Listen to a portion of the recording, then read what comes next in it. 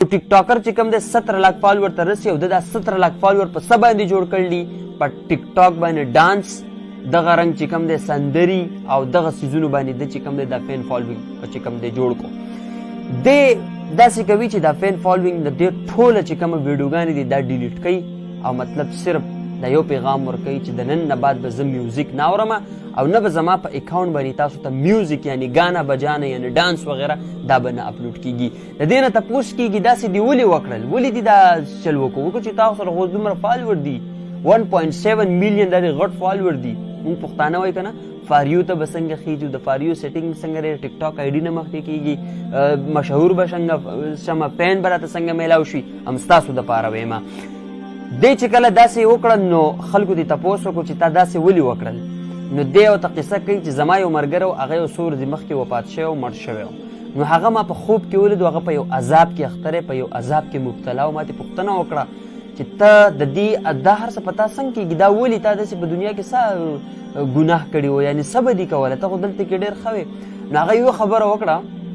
ما به مونځ هم کوو ما به اودس هم کوو ما به سبق هم ویل ما به هر څه کول خو زما یو اکاونټ و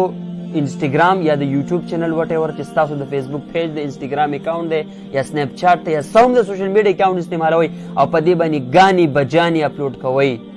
نو د مرګ نه بعد ستاسو دپاره به دقه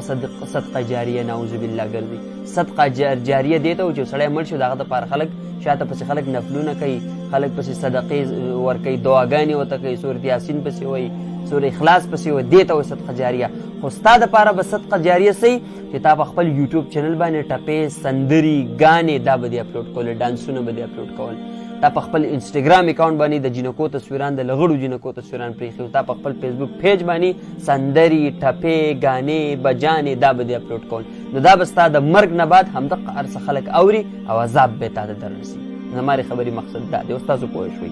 چې کله هم د فیسبوک پاڼم کولاو کړي دا د یوټیوب چینل کولاو کړي د انسټاګرام اکاونټ دی او اوس پکې څه دي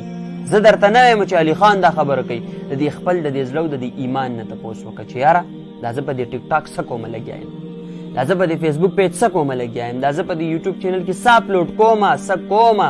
څه ګورم چاله لایک ورکومه تاسو په دې ټیک ټاک خلکو له لایک ورکوئ که نه ورکوئ پلانې راشي او لایک ورکړه پلانې د ښه ادا یې وکړه ښه ډانس یې وکړو خو ښکلی د دې هر څه ذریعه دا ته ګرځې ځکه چې دا ته دا اپریشیټ کړې ته دا ورکړې د دې لایک او دا هټ چاله ورکول دا هټ نه د دې مطلب دا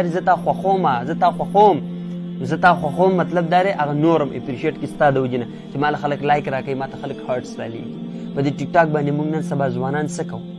زه دا نه وایم مولانا طارق جمیل له تر ځان نه جوړوم زه هم ډېر ګناهګار خطاکار انسان یم د هر انسان نه خطا ګناه کېږي خو د هغې دپاره الله تعالی توبه